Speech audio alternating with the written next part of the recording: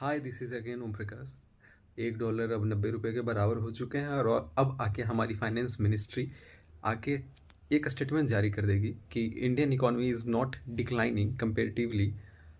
US dollar is growing, that's why Indian rupee is depreciating. उनका ये जवाब सुन के सब लोग शांत हो जाएंगे और फिर से ये 90 95 कब हो जाएगा किसी को फिर से पता नहीं चलेगा।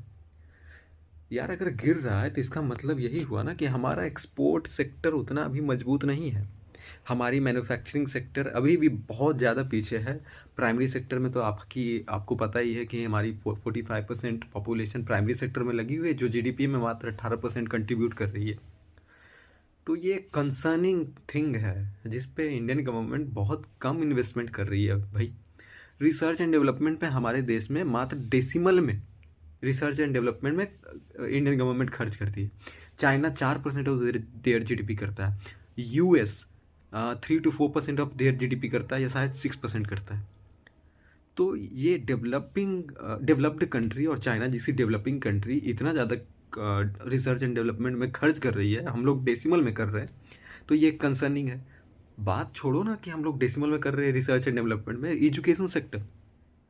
एजुकेशन सेक्टर में चाइना में 4 to 6% of their GDP contribute करती है।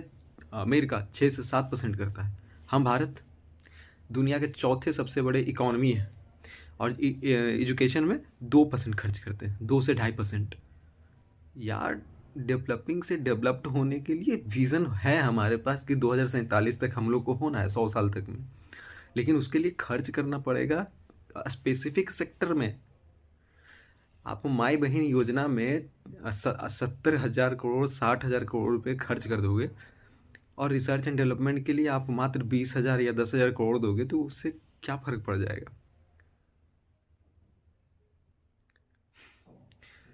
चाइना जैसी कंट्री इतना आगे निकल चुकी है, इंडिया से इतना आगे निकल चुकी है।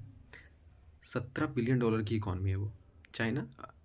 और हम लोग, सॉरी, $17 ट्रिलियन, और हम लोग 4 ट्रिलियन इस साल हुए हैं। 1990 से 2020 2020 हो गया। 1990 से 2020 तक में चाइना 1600% ऑफ देयर जीडीपी से ग्रोथ किया है। 1600% ऑफ देयर जीडीपी से ग्रोथ किया। तो ये होती है एक रीज़न कि हाँ, हमको हमारे देश को चाइना ने 4 सेक्टर में बहुत अच्छा काम किया।